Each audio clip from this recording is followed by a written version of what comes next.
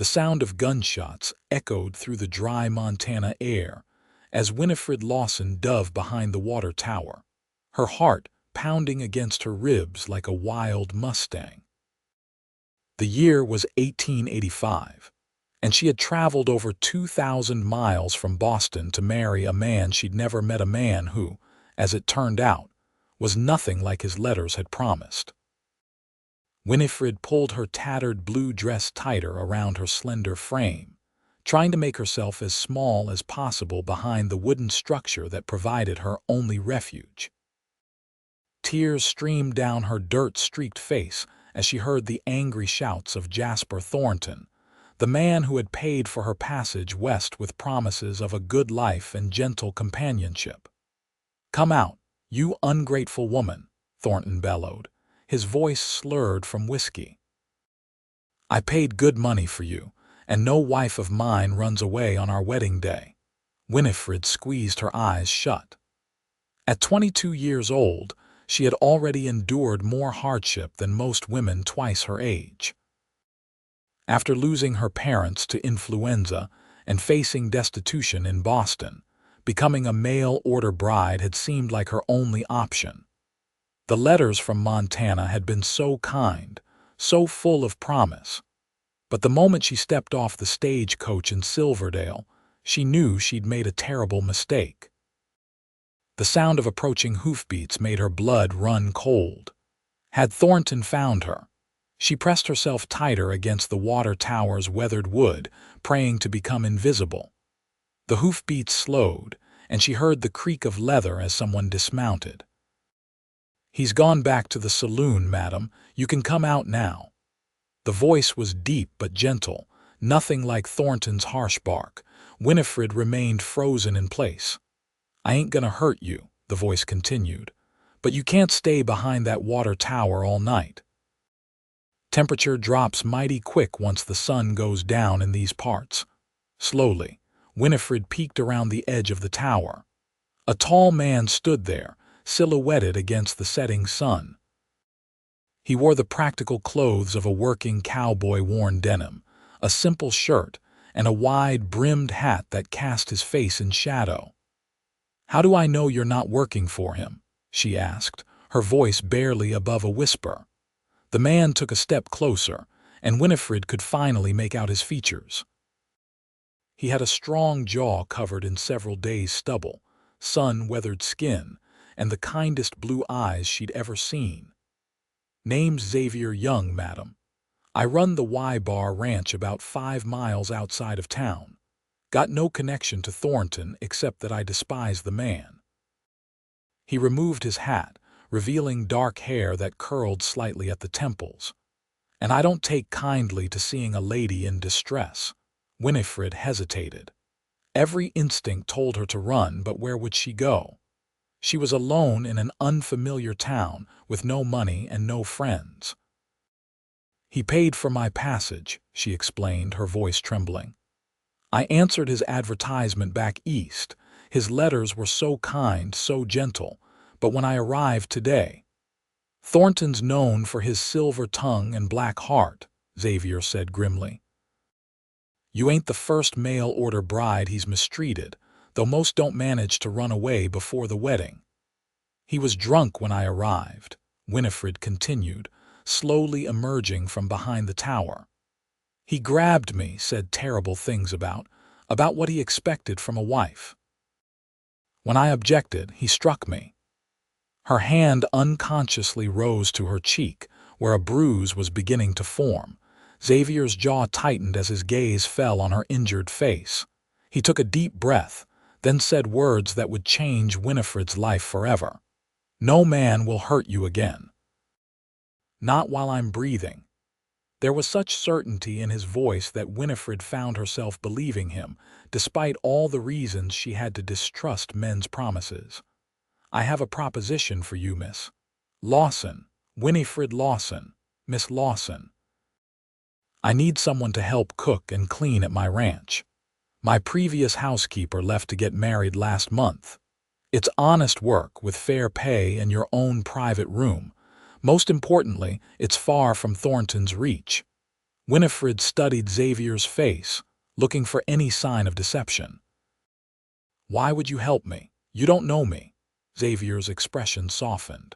"My mother was a mail-order bride. Her first intended turned out to be a cruel man. If not for the kindness of strangers, I wouldn't be standing here today." He extended his hand. "I'm offering you a job, Miss Lawson, not asking for anything else. You have my word." In that moment, Winifred made a decision that would alter the course of her life. She reached out and took Xavier's hand. "Call me Winnie," she said. "Everyone does." As Xavier helped her onto his horse, Winnie glanced back at the water tower that had been her sanctuary and the town of Silverdale that had nearly become her prison.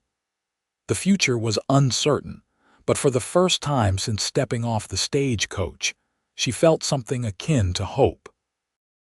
The ride to the Y-Bar Ranch was mostly silent. Winnie sat in front of Xavier on his horse, a sturdy buckskin gelding named Copper. The gentle rhythm of the horse's gait and the warmth of Xavier's presence behind her lulled her into an unexpected sense of security.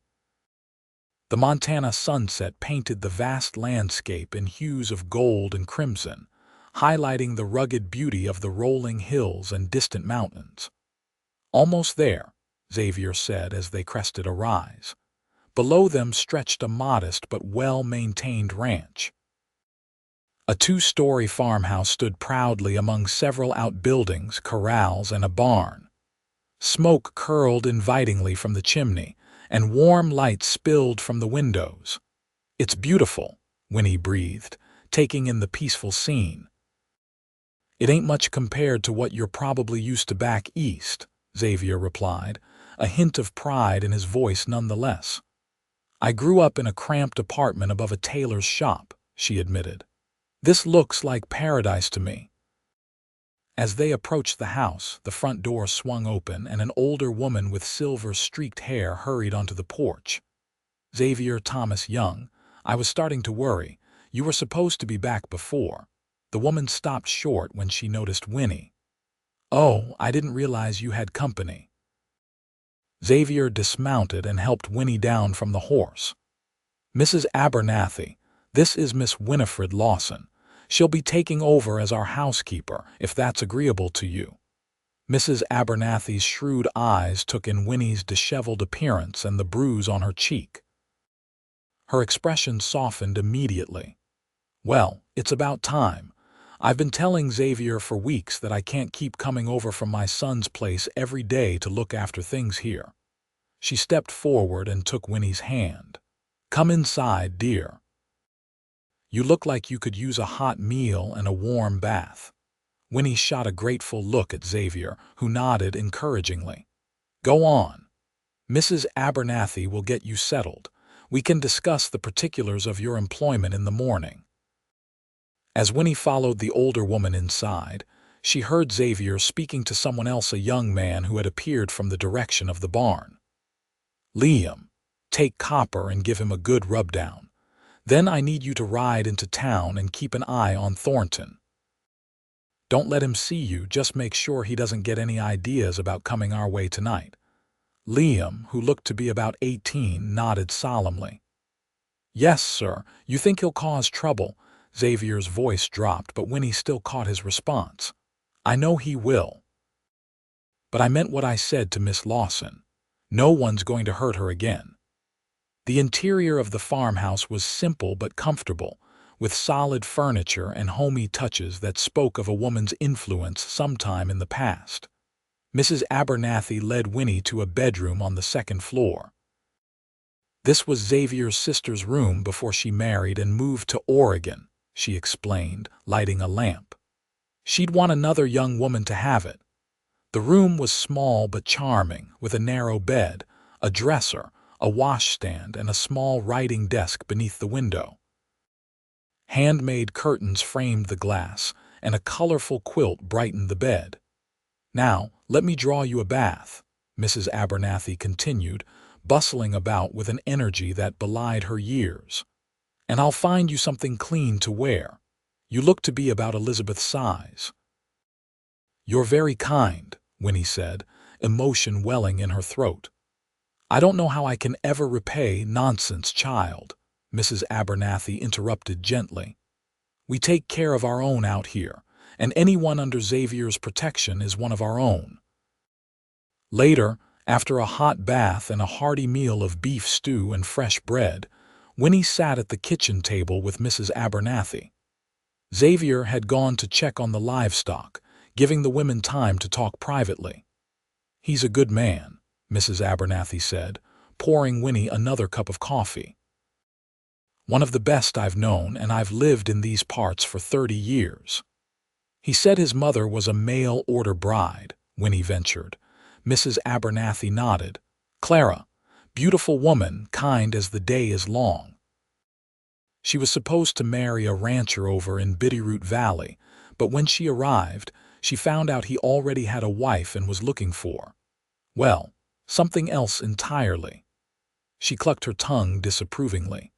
"Thomas Young was working as a ranch hand nearby. He helped Clara escape and brought her here to Silverdale. They fell in love, built this place from nothing." "What happened to them?" Winnie asked, sensing there was more to the story. "Thomas died when Xavier was 15, thrown from a horse during a thunderstorm. Clara passed 3 years later from pneumonia. Xavier was just 18 when he took over running the ranch, with his sister Elizabeth only 16. Mrs. Abernathy's eyes misted with memories. "He could have sold the place, moved somewhere easier. But that boy, well, he's a man now at 28. He's got his father's determination and his mother's heart." The sound of boots on the porch announced Xavier's return. He entered the kitchen, removing his hat and hanging it on a peg by the door. "Everything all right out there, Mrs. Abernathy asked. "Fine as can be," he replied, then turned his gaze to Winnie. "How are you settling in, Miss Lawson? Please call me Winnie," she reminded him. "And I'm grateful for your hospitality. Mrs. Abernathy has been wonderful. And now this old woman needs to get home before my son sends out a search party," Mrs. Abernathy announced, rising from her chair. "Xavier, you'll see me safely to the door," he nodded, understanding her implied request for a private word. As they stepped onto the porch, Winnie could hear their muted conversation through the partially open door. "That girl's been through something terrible, and recently," Mrs. Abernathy said. "Not just today with Thornton." "I figured as much," Xavier replied quietly. "She has that look in her eyes, like a wild horse that's been mistreated. She'll need time to trust again. You be patient with her, you hear?" "Yes, madam." When Xavier returned to the kitchen, Winnie was standing by the window, looking out at the star-filled Montana sky. "It's so clear here," she said. "In Boston, there were too many buildings, too much smoke to see the stars properly." Xavier moved to stand beside her, careful to keep a respectful distance. "That's one of the things I love most about this place. Makes a man feel small and significant all at once." They stood in companionable silence for a moment before Xavier spoke again. "I want to be clear about your position here, Winnie. You'll be paid fair wages for your work. You'll have Sundays off, and any other time you need within reason. Your room is your own, and no one will enter without your permission." Winnie turned to look at him, studying his earnest face. "And if Thornton comes looking for me," Xavier's expression hardened. "Let me worry about Thornton. This is my land and you're under my protection now." "Why?" The question slipped out before she could stop it. "Why are you doing all this for a stranger?" "Because it's the right thing to do," he answered simply. "And because I know what it's like to feel alone in this world." He hesitated, then added, "My foreman, Hank, will be back from Bozeman tomorrow. He lives in the bunkhouse with Liam and our other ranch hand, Diego. They're good men, but if any of them ever make you uncomfortable in any way, you come straight to me." Winnie nodded, touched by his consideration. "Thank you, Xavier, for everything. Get some rest," he said with a gentle smile. "Tomorrow's a new day." As Winnie climbed the stairs to her new bedroom, she realized that for the first time in months, she wasn't afraid of what the next day might bring. Morning came with the crowing of a rooster and the gentle light of dawn filtering through the curtains. For a disorienting moment, Winnie couldn't remember where she was. Then the events of the previous day came rushing back. Thornton, the water tower, Xavier. She dressed quickly in the clothes Mrs. Abernathy had provided, a simple calico dress that was a bit loose but clean and well made. After washing her face and pinning up her honey blonde hair, she headed downstairs, determined to earn her keep from her very first day. The kitchen was empty, but the fire in the stove had been lit. A note on the table, written in a strong, masculine hand, caught her attention. Gone to check the north pasture. Coffee in the pot. Help yourself to anything you need. Winnie smiled at the simple consideration. She poured herself a cup of coffee, then set about exploring the kitchen to familiarize herself with its organization. By the time she heard boots on the porch an hour later, she had biscuits in the oven and eggs frying in a pan. Xavier entered, bringing with him the scent of fresh air and horses. He stopped short at the sight of breakfast cooking. "You didn't have to do this," he said, though his appreciative glance at the food belied his words. "I want to be useful," Winnie replied, sliding the eggs onto a plate, "and I've always enjoyed cooking." As they sat down to eat, Xavier asked, "Did you sleep well?" "Better than I have in months," she admitted. "It's so quiet here except for the wind. In Boston, there was always noise, carriages, people shouting, factory whistles. Must have been quite a change coming out west." Winnie nodded, her eyes on her plate. "I thought it would be a fresh start.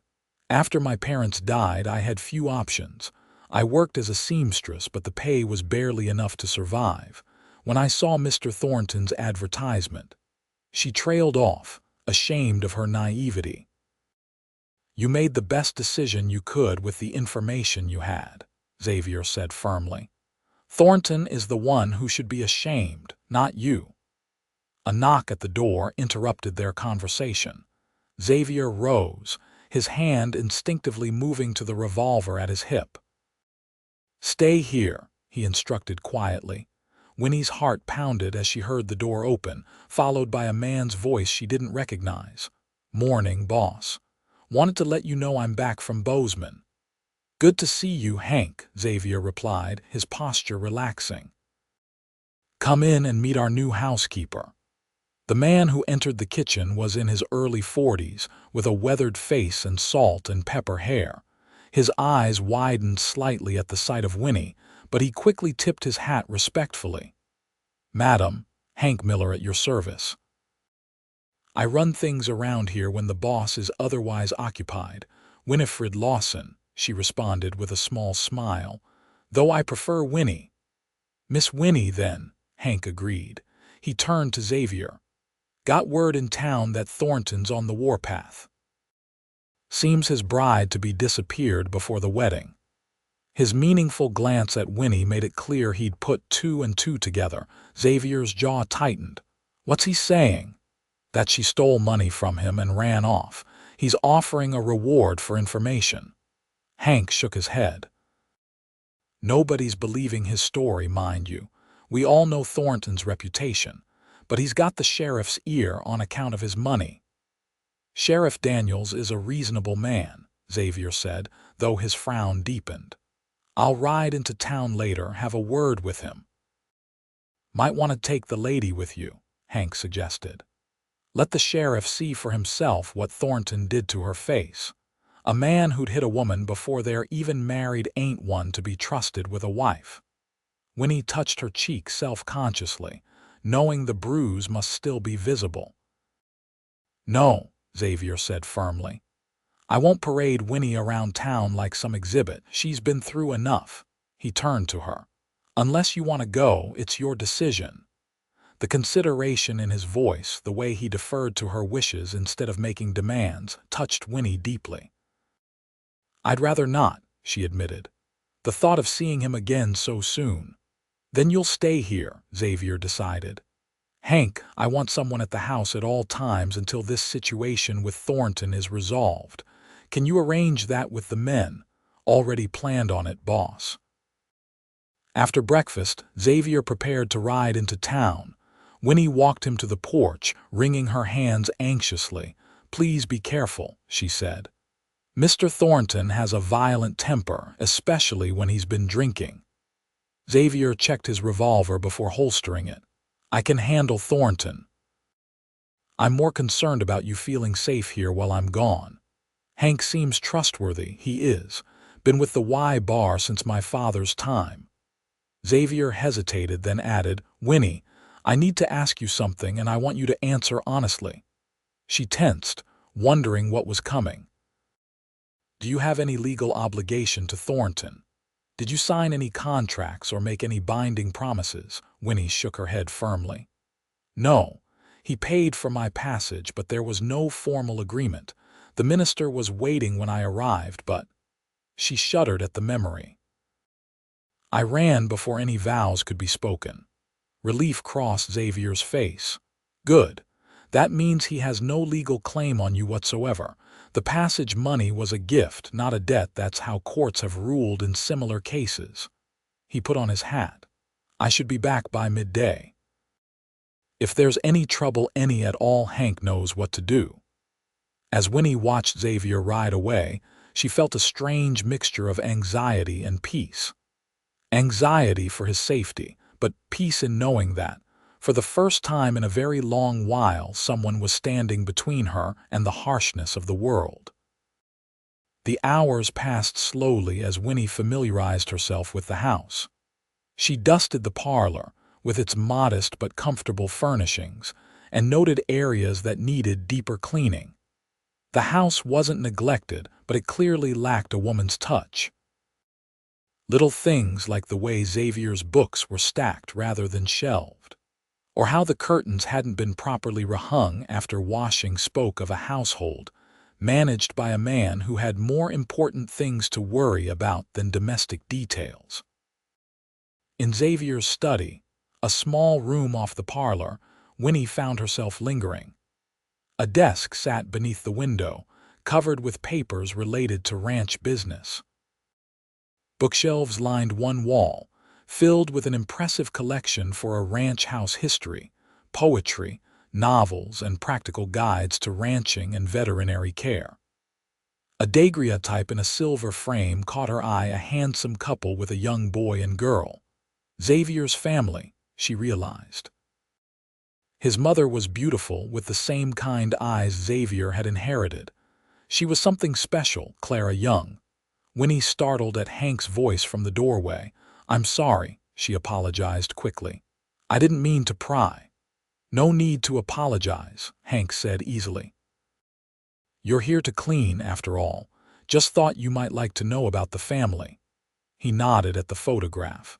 Clara had a way of making everyone feel welcome. This place hasn't been the same since she passed, though Xavier tries his best. How long have you worked for the Young family? Winnie asked, carefully replacing the photograph. Coming on 20 years now. Started as a ranch hand when Thomas was building this place. Stayed on after he died to help the boy. Xavier was just a kid then, trying to keep the ranch going and raise his sister. Hank's weathered face softened with memory. Never seen someone work so hard. Up before dawn to bed after midnight, learning everything he could about cattle and business. Most youngsters would have sold out, but not Xavier. The pride in the foreman's voice was unmistakable. He sounds remarkable, Winnie said quietly. He is. Hank studied her for a moment.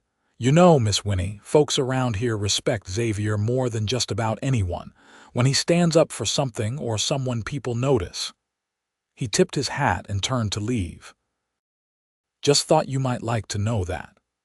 By midday, Winnie had prepared a hearty stew for lunch and was kneading dough for bread when the sound of approaching horses drew her attention. She wiped her hands on her apron and went to the window, her heart racing when she saw not one rider, but two, Xavier and an older man wearing a sheriff's badge. Hank appeared at her side. "That's Sheriff Daniels. Don't worry, he's a fair man." Still, Winnie couldn't help the fear that surged through her as the men dismounted and approached the house. Had Xavier been arrested? Was the sheriff here to take her back to Thornton? The door opened and Xavier entered first, his expression unreadable. "Winnie, this is Sheriff Daniels. He'd like to ask you a few questions if you're willing." She nodded hesitantly, wiping suddenly damp palms on her apron. Sheriff Daniels removed his hat, revealing thinning gray hair. His face was stern but not unkind. "Miss Lawson, I apologize for disturbing you. Mr. Young has explained some of the circumstances that brought you here, but I need to hear your account directly." For the next half hour, Winnie recounted her story, the exchange of letters with Thornton, her journey west, and the shocking reality she'd found upon arrival. As she described Thornton's drunken violence and her escape, the sheriff's expression grew increasingly grim. "And that bruise," he said finally, gesturing to her cheek. "That was from Thornton striking you?" "Yes, sir." The sheriff sighed heavily. "Jasper Thornton is a powerful man in Silverdale. Owns the bank, has investments in most of the businesses in town." He glanced at Xavier. "But that doesn't put him above the law. Assault is still assault, even if the victim is a woman he intended to marry." Relief flooded through Winnie. "Then you don't intend to make me go back?" "Absolutely not," Sheriff Daniels said firmly. "No court in Montana territory would force a woman to marry a man who'd already shown violent tendencies toward her. You're free to stay here or go wherever you please." He paused. "That said, Thornton is making quite a fuss. Claims you stole money and jewelry from him." "That's a lie," Winnie said, indignation rising.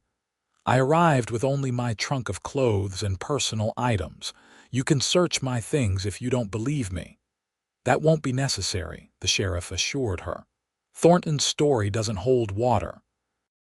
If you'd stolen valuables, why would you be working as a housekeeper instead of catching the first train east?"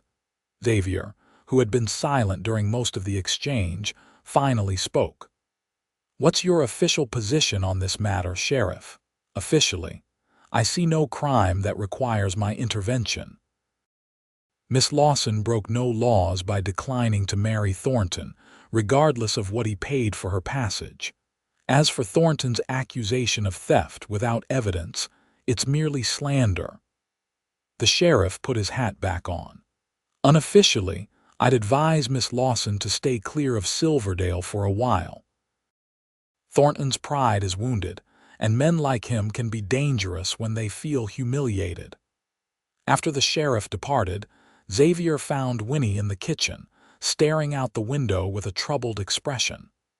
"Sheriff Daniels is a good man," Xavier said, pouring himself a cup of coffee. "He'll make sure Thornton understands there's nothing to be gained by pursuing you further." "Do you really believe that will stop him?" Winnie asked quietly. Xavier sighed. "No, men like Thornton don't give up easily, especially when their pride is involved. But knowing the law isn't on his side will make him think twice about any rash actions." "I'm putting you and your ranch in danger by staying here," Winnie said, turning to face him.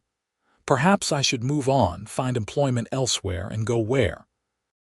Xavier interrupted more sharply than he'd intended. He softened his tone. "I'm sorry, but Thornton has connections throughout the territory. If you leave, you'll be alone and vulnerable. Here you have protection. I don't want to be a burden. You're not." Xavier set down his coffee cup and took a step closer to her. "Winnie, I promised you that no man would hurt you again. I intend to keep that promise." The intensity in his blue eyes made her breath catch. For a moment, she could almost believe that his concern went beyond mere chivalry or moral obligation. "Besides," he continued with a lighter tone, breaking the moment, "you've already improved things around here considerably. The house hasn't smelled this good in years." A small smile tugged at Winnie's lips. "The bread won't be ready for another hour, I'm afraid." "I'm a patient man," Xavier replied with a warm smile of his own. "Some things are worth waiting for." The days began to settle into a comfortable rhythm at the Y-Bar Ranch. Each morning, Winnie rose early to prepare breakfast for Xavier and whichever ranch hands were eating at the main house. She spent her days cleaning, cooking, mending clothes, and gradually adding feminine touches to the house: fresh wildflowers in vases, curtains properly hung, furniture rearranged for better conversation. Xavier, for his part, made a point of being considerate without being intrusive. He wiped his boots before entering the house, complimented her cooking, and always asked rather than ordered when he needed something done. In the evenings, they often sat in the parlor, Xavier reading or going over the ranch accounts, Winnie sewing or working on a piece of embroidery she had found in Elizabeth's old trunk, with permission from Xavier, of course. It was during these quiet evenings that they began to truly know each other. Conversation flowed easily between them as they shared stories of their lives. Xavier spoke of growing up on the ranch, the lessons his father had taught him about horses and cattle, his mother's gentle guidance in matters of the heart and mind. Winnie told him about her childhood in Boston, her father's tailor shop, and her mother's dreams that Winnie would marry well and have an easier life than she had.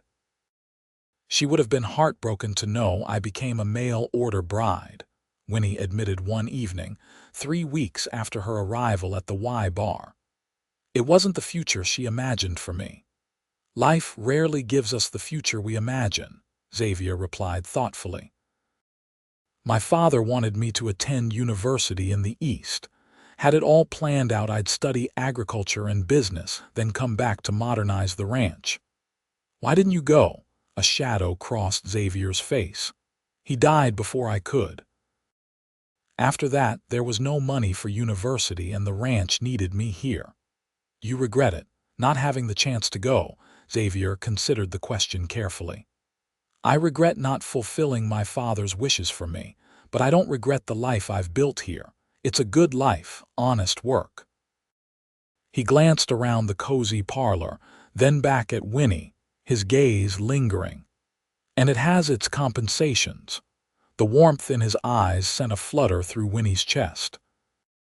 More and more, she found herself noticing things about Xavier: the way the corners of his eyes crinkled when he smiled, the gentle strength in his hands, how his voice deepened when he spoke of things that mattered to him. But along with these new feelings came fear. Trusting a man had led her into Thornton's clutches. Could she risk her heart again so soon? And even if she could, what future could there be with Xavier? She was his employee, dependent on his charity and protection. Any romantic feelings between them would be complicated by that imbalance. Meanwhile, Xavier was battling his own growing attraction to Winnie.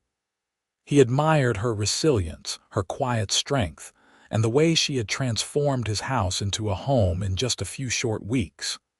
When she smiled, something she did more frequently now, it lit up rooms and his heart in equal measure. But he had promised her safety and respect. Taking advantage of her vulnerable position would make him no better than Thornton, regardless of his intentions. So he kept a careful distance, even as he found himself inventing reasons to be in the house during the day, just to catch glimpses of her working. The tension between them might have continued indefinitely if not for the events of an early autumn day in late September. Xavier had ridden out at dawn with Hank and Diego to move a herd of cattle to lower pastures before the first frost. Only Liam remained behind, tending to chores around the barn and keeping a watchful eye on the house, as Xavier had instructed. Winnie was hanging laundry in the yard, enjoying the crisp air and sunshine, when she heard an approaching horse. Thinking it might be Xavier returning early, she looked up with a smile that quickly died on her lips. Jasper Thornton sat astride a large black stallion, his face flushed with anger or alcohol or both. He was a big man, broad-shouldered and imposing, with a thick mustache and cold eyes that now fixed on Winnie with malevolent intent. "Well, well," he drawled, dismounting. "If it isn't my runaway bride. Playing at being a ranch wife now, are we?" Winnie backed away, her heart hammering. "Mr. Thornton, you should leave. Mr. Young will be back any moment." "Young is 10 miles away with his cattle. I made sure of that before coming here." Thornton advanced on her, his boots crunching on the gravel. "You've caused me a great deal of embarrassment, Winifred. The whole town's been laughing behind my back. A man in my position can't allow that kind of disrespect." "Please," Winnie said, continuing to back toward the house. "Whatever you paid for my passage, I'll work to repay it. Just leave me in peace." Thornton laughed, an ugly sound devoid of humor. "It's not about the money, though you'll certainly pay that back too. It's about what's mine. I paid for a wife, and I mean to have one." He lunged forward suddenly, grabbing Winnie's arm with bruising force. She screamed, twisting in his grip. "Let her go!" Liam's voice rang out from the direction of the barn. The young ranch hand was running toward them, a pitchfork in his hands, Thornton's face contorted with rage. With his free hand, he drew a revolver from his coat and pointed it at Liam. "Stay back, boy, unless you want to die over some mail-order tramp." "Liam, get help," Winnie shouted, then cried out in pain as Thornton twisted her arm. "Shut your mouth," he snarled. "You're coming with me, and we're going to finish what we started. The minister's still waiting in Silverdale." He began dragging her toward his horse. Liam hesitated, clearly torn between following Winnie's instruction and trying to help her directly. "Go," she urged again, and this time the young man turned and raced for the stables, presumably to get a horse and ride for Xavier. "No one's going to save you this time," Thornton said, lifting Winnie bodily and throwing her onto his horse. "By the time Young gets back, you'll be legally married to me, and there won't be a damn thing he can do about it." As Thornton mounted behind her, Winnie made a desperate decision. She threw herself sideways, falling hard to the ground. Pain shot through her shoulder and hip, but she scrambled to her feet and ran toward the house. If she could get inside, lock the doors. She heard Thornton curse and dismount. His footsteps pounded behind her, gaining quickly. Just as her fingers touched the porch railing, he caught her, spinning her around and striking her across the face with enough force to send her sprawling. "That's twice you've run from me," he growled, standing over her. "There won't be a third time." As Thornton reached down to grab her again, the distinctive sound of a rifle being cocked cut through the air. "Take another step toward her, and it'll be your last." Xavier's voice was deadly calm as he emerged from around the side of the house, a Winchester rifle aimed squarely at Thornton's chest. Thornton froze, his hand still outstretched. "This isn't your concern, Young. The woman belongs to me." "Winnie doesn't belong to anyone," Xavier replied, his aim unwavering. "Least of all to a man who strikes women." Thornton's hand moved toward his revolver. "I paid good money. Money doesn't buy people in Montana territory," Xavier interrupted. "Now, I'm going to give you one chance to leave peacefully. Drop your gun, get on your horse and ride away. Never come near Winnie or my property again." For a tense moment, Winnie thought Thornton might try to draw his weapon. His face twisted with hatred as he looked from Xavier to her and back again. "This isn't over," he finally spat, but his hand moved away from his revolver. "It is over," Xavier corrected him. "Sheriff Daniels is already on his way here. Seems Liam ran into my men on the road. They've gone to fetch the law while I came back to deal with you personally." His finger tightened slightly on the trigger. "Make your choice, Thornton. Leave now or face the sheriff with assault charges or worse, depending on what you do in the next few seconds." The threat in Xavier's voice was unmistakable.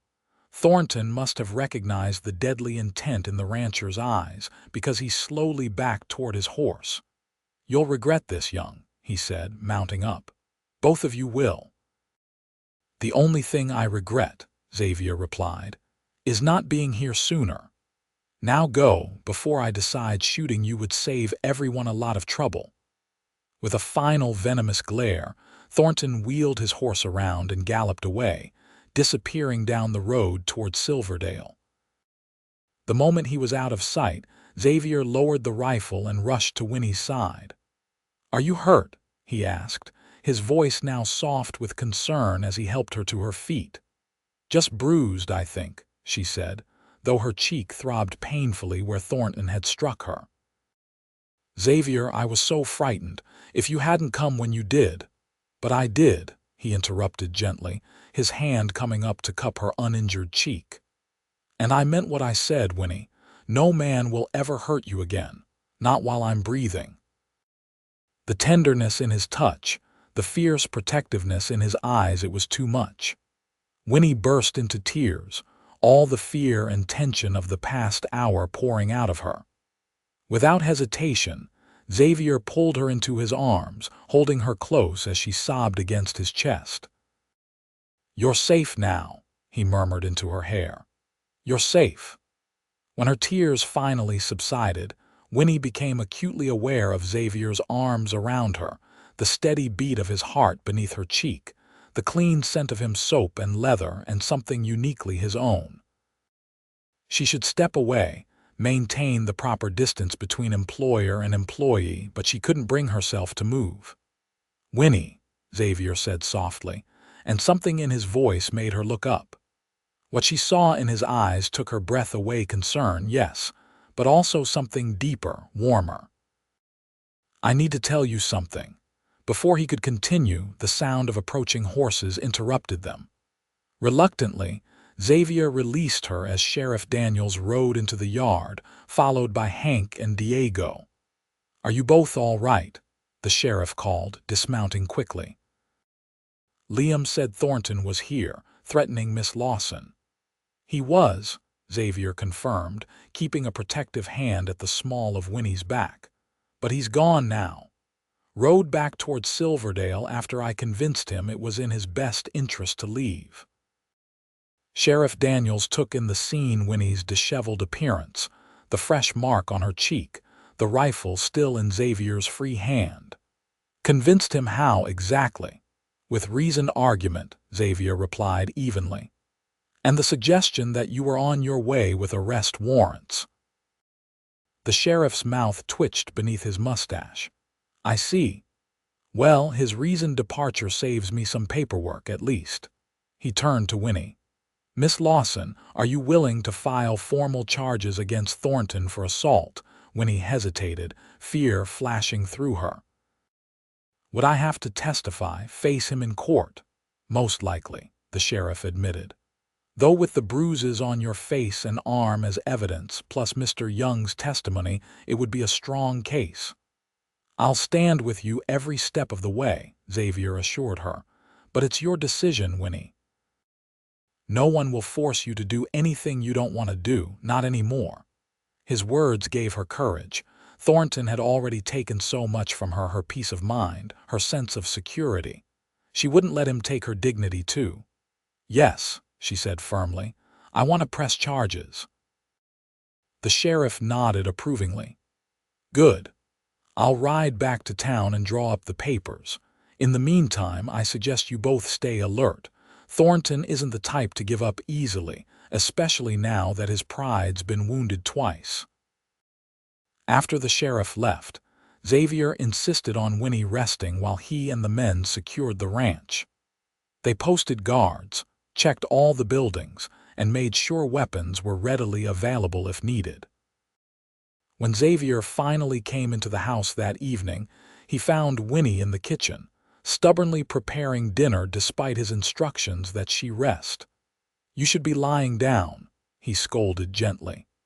"I've had enough of lying down," she replied, stirring a pot of stew. Besides, everyone needs to eat, especially after all the excitement today. Xavier watched her for a moment, admiring her resilience. You're a remarkable woman, Winifred Lawson. She glanced up, a flush coloring her cheeks. For cooking dinner, for everything. For your courage today. For not letting Thornton break your spirit. He stepped closer. For turning this house into a home again. The intensity in his voice made her pulse quicken. I should thank you, she said softly. You've done so much for me, asked for so little in return. I didn't do it to earn your gratitude, Winnie. Then why did you do it? Truly, Xavier took a deep breath, as if gathering his courage. At first, it was because it was the right thing to do, because I couldn't stand by and watch someone suffer when I had the power to help. He paused, his gaze holding hers. But now I do it because I can't imagine this place my life without you in it. Winnie's breath caught in her throat. Xavier, I know it's too soon, he continued quickly. You've been through so much, and the last thing I want is to pressure you or make you uncomfortable. You have a home here for as long as you want it, regardless of how you feel about me. The vulnerability in his expression, the careful way he was trying to protect her feelings even as he revealed his own, it moved Winnie deeply. All her fears and doubts seemed to fade in the face of his honest declaration. When I first came here, she began slowly, setting down her spoon and turning to face him fully, I was broken. Not just by what happened with Thornton, but by all the disappointments and losses that led me to become a mail-order bride in the first place. I didn't think I would ever trust a man again. Xavier remained silent, giving her the space to continue. But you've shown me that there are good men in this world, men who keep their promises, men who protect instead of harm. She took a step toward him. I don't know what the future holds, Xavier. I only know that I feel safe with you, not just because you defended me, but because you respect me. You see me as a person, not a possession. You are so much more than just a person to me, Winnie, he said softly, reaching out to take her hand. You're the sunrise after the longest night. You're the spring after a harsh winter. You're everything I never knew I was missing. Tears welled in Winnie's eyes at his words. Slowly, giving her every chance to pull away, Xavier leaned down and pressed his lips to hers in a kiss so gentle it was barely more than a whisper. When he started to draw back, Winnie surprised herself by rising on her toes to recapture his lips. This second kiss was still tender, but held the promise of deeper passion, a passion they both silently acknowledged would need time to fully blossom. I'm not asking for promises, Xavier said when they finally parted. I just want the chance to court you properly. To show you every day that not all men are like Thornton. I already know you're nothing like him, Winnie replied with a smile that reached her eyes. And I would be honored to be courted by you, Xavier Young. The following weeks brought significant changes to both Winnie's circumstances and the atmosphere at the Y-Bar Ranch. Sheriff Daniels, true to his word, filed assault charges against Jasper Thornton. To everyone's surprise, Thornton chose to leave the territory rather than face trial. Word came from Bozeman that he had sold his bank and properties in Silverdale and boarded a train east, his reputation in Montana permanently tarnished. Good riddance, was Hank's succinct comment when they received the news. With the threat of Thornton removed, Winnie felt a weight lift from her shoulders. She was free, truly free, to build a new life on her own terms. And increasingly, she found that life centering around Xavier and the Y-Bar. Xavier courted her with a thoughtfulness that touched her deeply.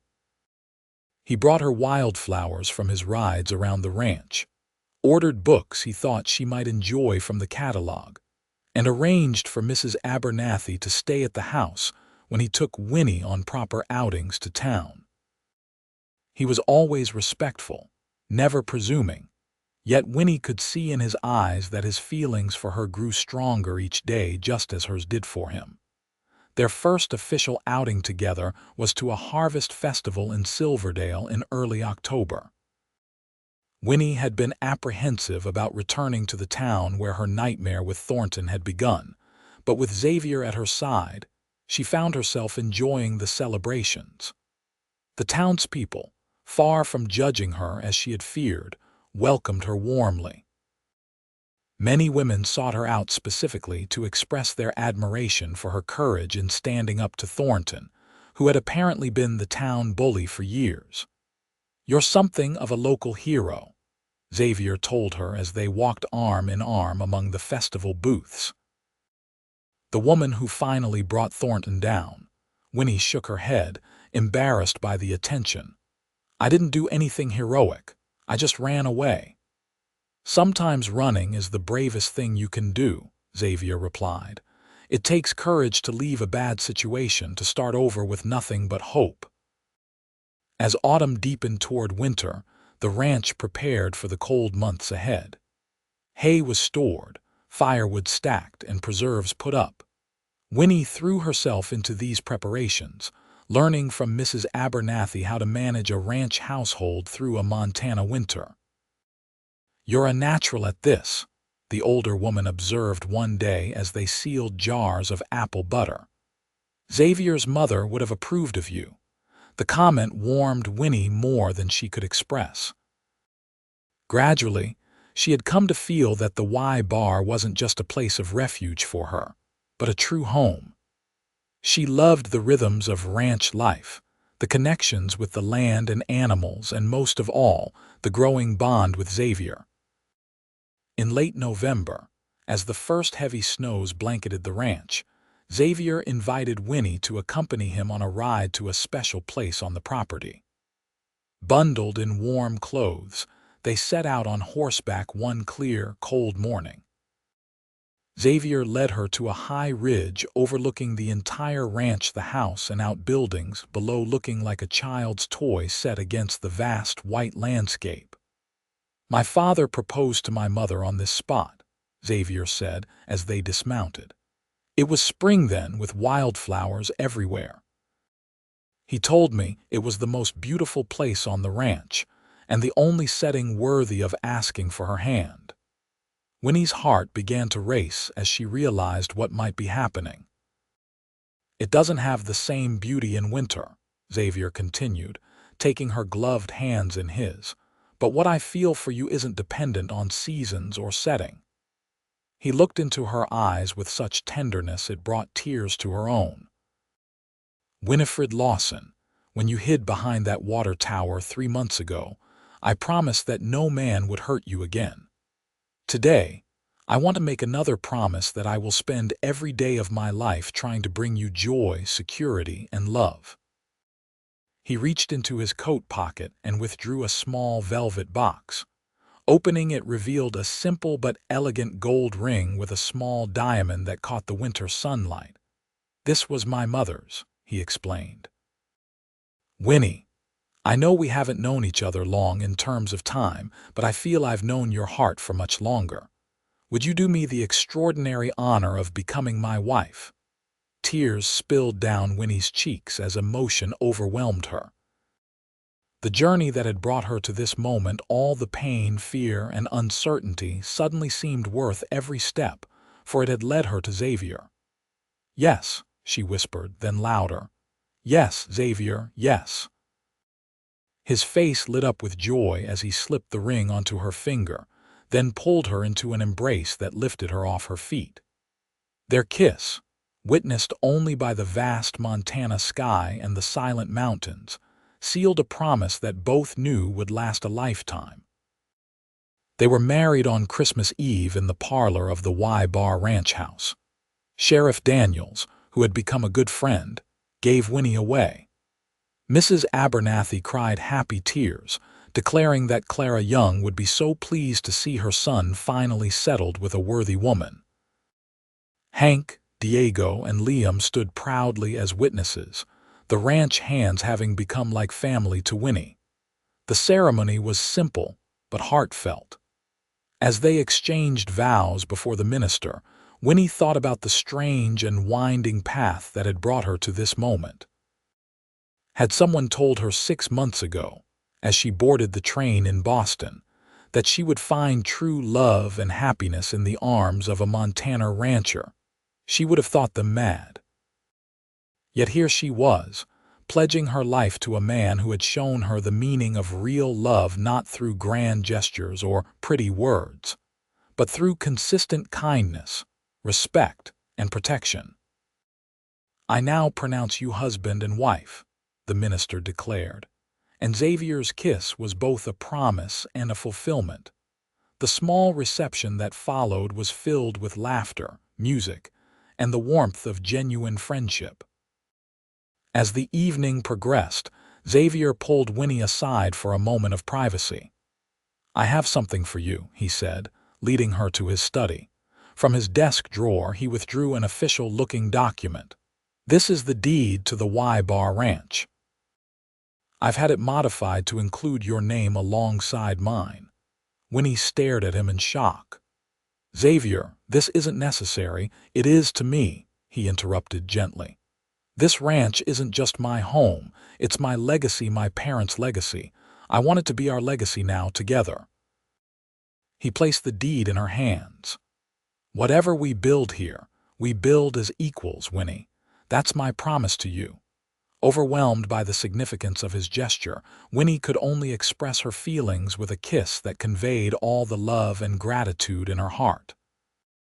Later, as their guests departed and the house grew quiet, Xavier and Winnie stood on the porch, watching snowflakes drift down in the light from the windows. "Happy?" Xavier asked, his arm around her waist. Winnie leaned into him, feeling the solid strength that had become her sanctuary. "More than I ever dreamed possible," she answered truthfully. "When I found you behind that water tower," he said softly, "I had no idea I was finding my future." Winnie smiled, remembering the words that had changed her life that day. "No man will hurt you again," you said. "And you've kept that promise in ways I never expected." "And I always will," Xavier vowed, drawing her closer. As they stood together on the threshold of their home and their future, Winnie reflected on the remarkable journey that had brought her to this place. What had begun as desperate flight from danger had transformed into a journey toward love. The mail-order bride who had hidden behind a water tower had found not just safety, but a home, a family, and a love that would endure through all the seasons of their lives. When spring came to the Y-Bar Ranch, bringing with it new calves, green grass, and wildflowers dotting the hillsides, Winnie had news of her own. Standing in the kitchen one morning as Xavier prepared to ride out with the men, she placed her hand over her still flat stomach and shared the secret she had been hugging to herself for weeks. "We're going to have a baby," she said, joy radiating from her face. "In the fall, around the time of our first anniversary." Xavier's reaction was everything she could have hoped for. Shock gave way to wonder, then to unbridled happiness as he swept her into a careful embrace, as if she had suddenly become fragile, precious china. "A baby," he repeated in awe. "Our baby." His hand joined hers over her stomach, and the look of reverent joy on his face was one Winnie knew she would remember all her days. The news spread quickly through the small ranch community. Mrs. Abernathy immediately began knitting baby clothes, while Hank, Diego, and Liam competed to build the finest cradle the territory had ever seen. Sheriff Daniels, on one of his regular social visits, brought a silver rattle that had belonged to his own children, now grown and gone east. "This ranch has waited too long for the sound of children's laughter," he said, presenting the gift to Winnie. Clara and Thomas would be proud to see their family growing again.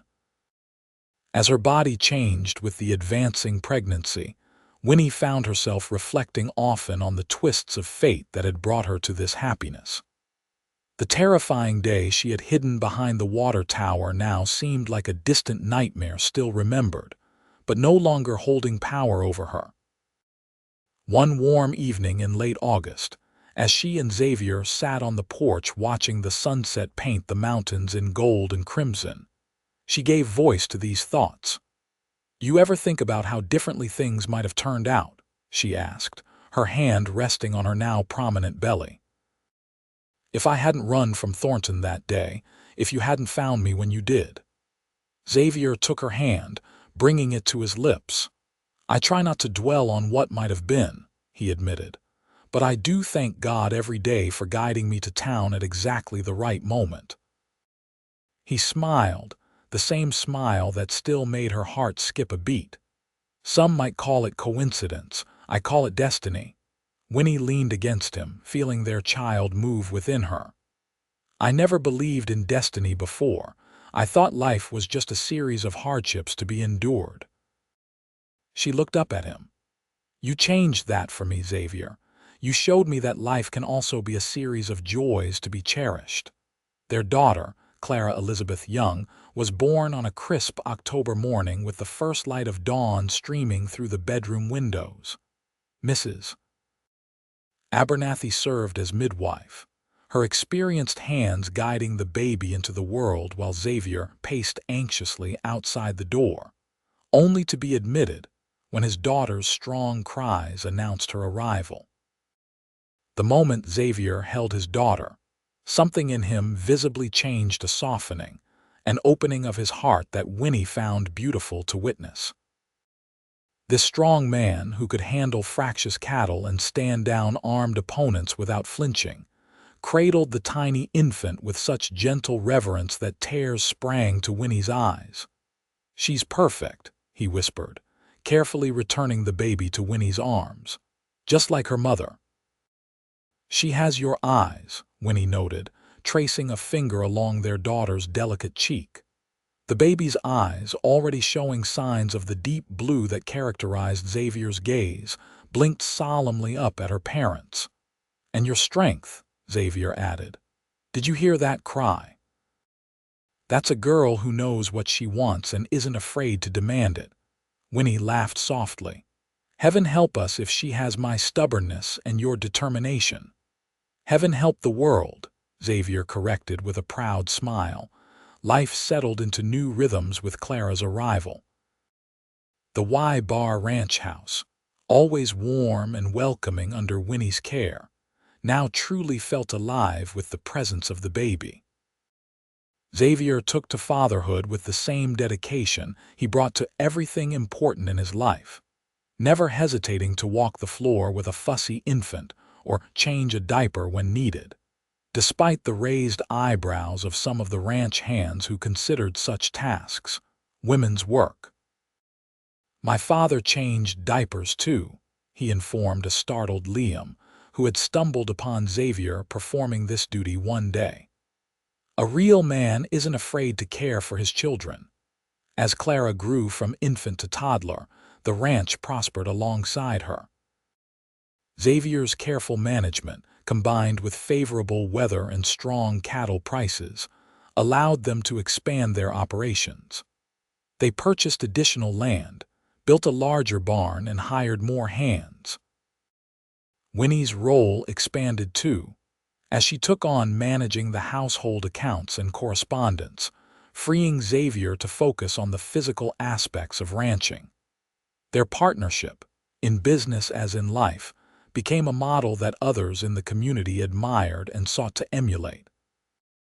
When a neighboring rancher fell ill, his wife came to Winnie for advice on how to keep their operation running. When newcomers arrived in the area, Xavier was often the first to offer assistance and guidance on surviving Montana's challenging conditions.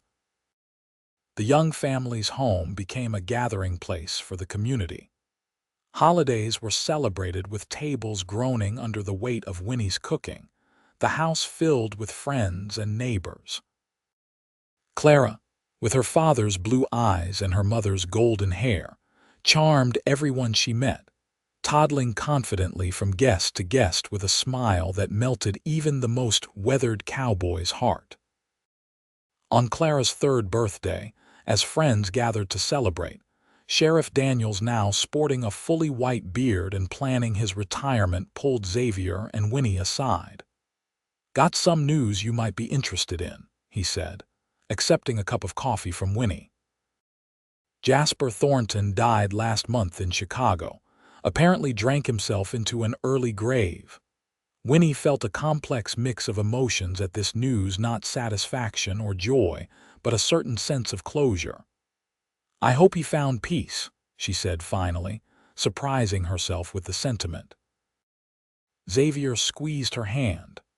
"That's why I love you," he said quietly. "Your capacity for forgiveness is remarkable." The sheriff nodded approvingly. "Thought you should know. Closes that chapter for good." And indeed it did. That night, after the guests had departed and Clara was tucked into bed with her new doll, Winnie and Xavier stood on the porch under a sky ablaze with stars, the same porch where, nearly 4 years earlier, he had promised that no man would hurt her again. "I haven't thought about Thornton in a very long time," Winnie admitted. "Sometimes it's hard to remember that frightened woman behind the water tower. She seems like someone else entirely." Xavier wrapped his arms around her from behind, resting his chin on her shoulder. She was someone else. She was a woman who hadn't yet discovered her own strength. Winnie turned in his embrace to face him. "I found that strength because of you, because you believed in me before I believed in myself." "No," Xavier corrected gently. "The strength was always yours. I just helped clear the path so you could see it." He brushed a strand of hair from her face, his touch still sending the same thrill through her that it had the first time. "Do you know what I see when I look at you now, Winnie Young?" "What?" she asked, smiling at the love evident in his eyes. "I see the heart of this ranch, the center of our home, the mother of our child and perhaps more children to come." His smile turned mischievous. "I see a woman who no longer needs my protection, but who has my heart completely nonetheless." Winnie rose on her toes to kiss him, pouring all her love and gratitude into the gesture.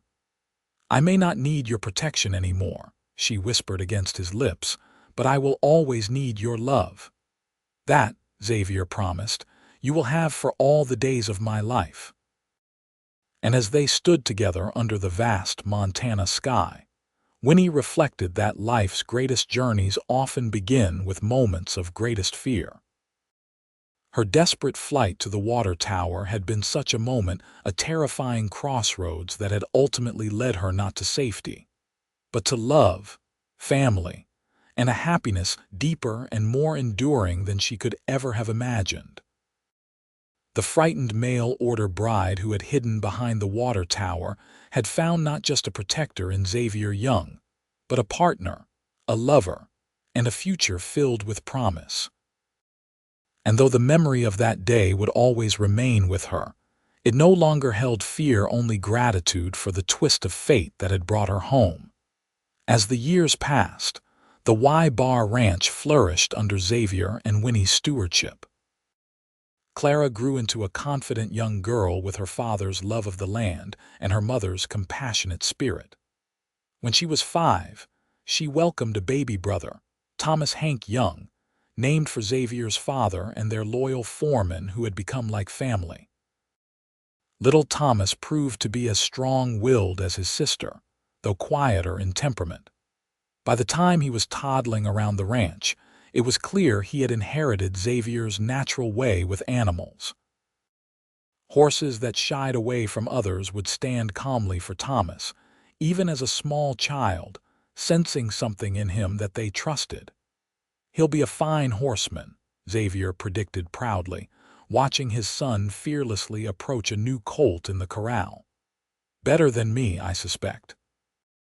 "As long as he's careful," Winnie cautioned, though she had long since accepted that raising children on a ranch meant embracing a certain amount of risk and adventure. Their family expanded again 3 years later with the arrival of twins Robert Diego and Margaret Abernathy Young, named for friends who had become family over the years. The ranch house, once so quiet when Winnie had first arrived, now rang with children's laughter and the busy sounds of family life. As the children grew, Winnie and Xavier made certain they understood the remarkable journey that had brought their family together. The story of the mail-order bride and the cowboy became a favorite bedtime tale, though carefully edited for younger ears. "Tell us about when you hid behind the water tower, Mama," Clara would beg, even as a teenager who had heard the story countless times. And Winnie would recount how she had come west seeking a new beginning, how circumstances had led her to that desperate moment of hiding, and how a kind cowboy had promised that no man would hurt her again, a promise he had kept through all their years together. "It sounds like a storybook," Margaret said once, her eyes wide with wonder. "The best stories are the ones that really happened," Xavier told her, winking at his wife. When Clara turned 18, the same age Xavier had been when he took over the ranch after his parents' deaths, she announced her intention to attend the university in Bozeman to study agriculture and business. "I want to bring new ideas back to the Y bar," she explained over dinner one evening. "Modern methods that will help us thrive for another generation." Xavier and Winnie exchanged emotional glances, both recognizing the fulfillment of Thomas Young's dream for his son, now being realized through his granddaughter. "Your grandfather would be so proud," Xavier told Clara, his voice thick with feeling. "As are we." The day they took Clara to Bozeman to begin her studies, Winnie found Xavier standing alone on the porch when they returned, looking out over the ranch with an uncharacteristically pensive expression. "What are you thinking about so seriously?" she asked, slipping her arm through his. "Time," he answered. "How quickly it passes. How our frightened girl behind the water tower and the brash young rancher who found her somehow became the parents of a university student." He turned to her, the years having added distinguished lines to his face but none to his character. "I look at you now, Winnie, and I still see that brave young woman who took a chance on a stranger's promise. And I still see the man whose eyes told me I could trust him, even when I'd forgotten how to trust," she replied softly. "We've built a good life, haven't we?" "The best," Xavier agreed, pulling her close. "Better than anything I could have imagined that day in town." As twilight settled over the Y bar, Winnie leaned her head against her husband's shoulder, content in the knowledge that their story, which had begun with fear and desperation, had transformed into one of enduring love, family, and hope. The mail-order bride who had hidden behind the water tower had found not just safety but a lifetime of happiness with the cowboy who had promised to protect her heart. And as stars began to appear in the vast Montana sky, Winnie offered a silent prayer of gratitude for the journey that had brought her home to this land, this family, and this man whose love had taught her that even the darkest beginnings can lead to the brightest of futures.